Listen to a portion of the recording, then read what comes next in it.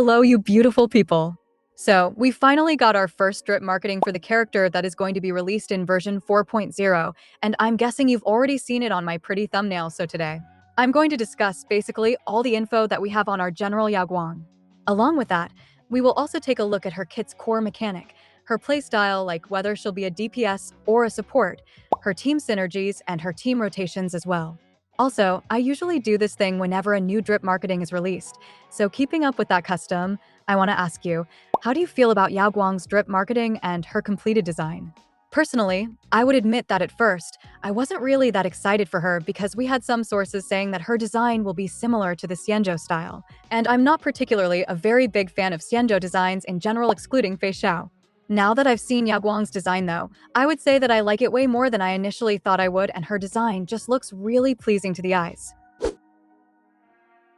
Before we begin, if you are someone who is planning to pull for the Dahlia or any of the reruns in the next patch, you might just want to check out Lubar, because here you can get a total of 25% off on all of your purchases. Just to give you an example, I'll try buying this 3280 Nyric Shard pack, which costs $43, and this same pack costs me $50 if I buy it from the in-game shop. You can easily tell that it's way cheaper, and the top-up process is also really easy, as all you need to do is enter your UID right here, and then choose your respective server. Now, if you use my link from the description or the pinned comment, you can get another 10% off on top of all the other discounts, making it a total of 35% discount in total, which is honestly pretty insane. So make sure to check out Lubar. Moving on, let me just mention the usual disclaimer that this version of her kit is not the final one, and there is a high chance that we'll see some new mechanics and a lot of changes in her actual kit, so take all this info with a grain of salt. With that being said, let's begin without wasting any more of your time or energy. Okay, starting with the basics, I think this is literally the first time ever when we don't really have concrete info on a character at the time of their drip marketing's release. Like usually, assuming we're getting a total of 2 drip marketings, we would have pretty solid info on one of these characters, while having some vague info on the other one, and this pattern has been going on for quite a while.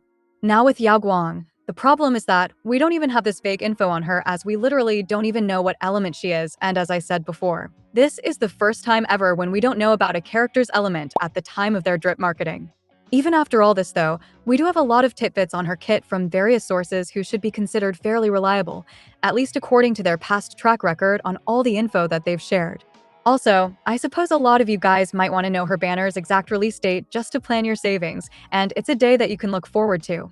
Well, if the current schedule doesn't get changed, especially after counting the delays, then Yaoguang's banner will go live on February 13th for the Asia and Europe servers and February 12th for the America ones.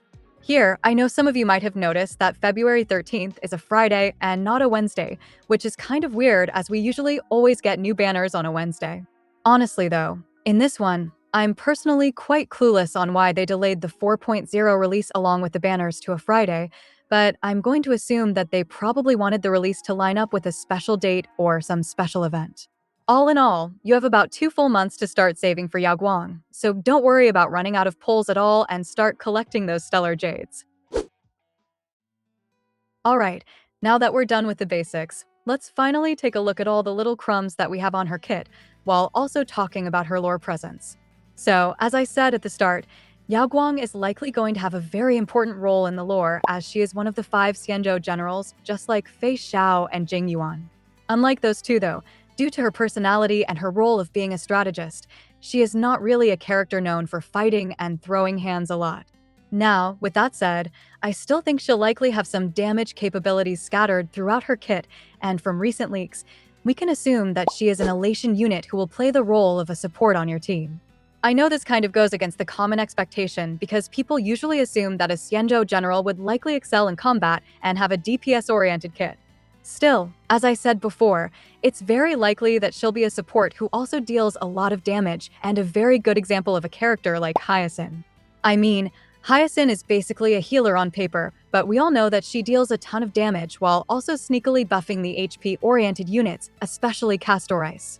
Yep, just like Hyacinth, Yaoguang will likely be a sub-DPS and a support at the same time who buffs your main DPS quite a lot.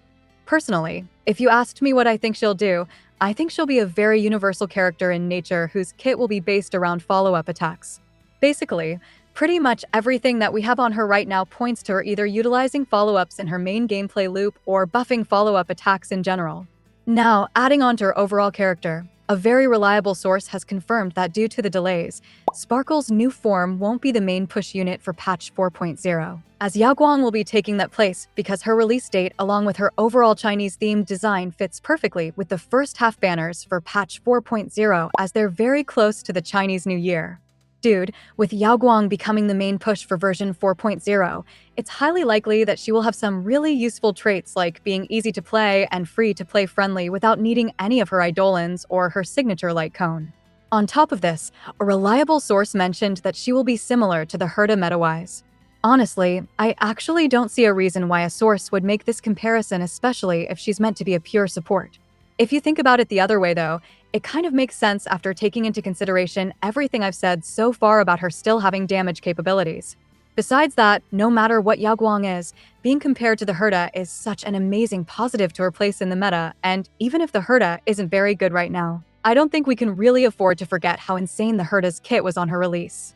In my opinion, the main issue with the Herta was that her supporting characters weren't really that good, but this would be a completely different story because Yaoguang is an Elation unit, and they really like to make mono teams. So every Elation character released in the future should likely improve Yaoguang's pull value. Also, if Elation really does follow the same path as Remembrance, just like the rumors say, we can expect Yaoguang to be paired with Yae Sakura in the future since she's leaked to be the premium Elation DPS of this region. No matter what though, I'm pretty sure that Yaoguang will be a really good unit to pull, and she's likely going to be the Tribby of Planarcardia, where she ends up as the premium support for most of the teams. Anyways, with that, we're totally done discussing Yaoguang's preliminary kit in detail, and honestly, I don't really have any particular thoughts about her kit in general. All in all, I like that she's going to be a support as that gives me an excuse to pull her since you can't really skip supports in this game. Other than that, I'm also quite excited to see if all my speculation about follow-ups ends up being right or wrong, because it really has been quite a while since we got a follow-up unit, and I do enjoy the fast follow-up playstyle quite a lot, so I'm hoping Yaoguang can be the next. I want to ask you though, how do you feel about her kit overall, and are you planning to pull for her, or maybe you're just skipping her? Also, if you ended up watching until the end, you might want to consider subscribing as well. With that being said, I just want to say I love y'all, and I will see you in another one.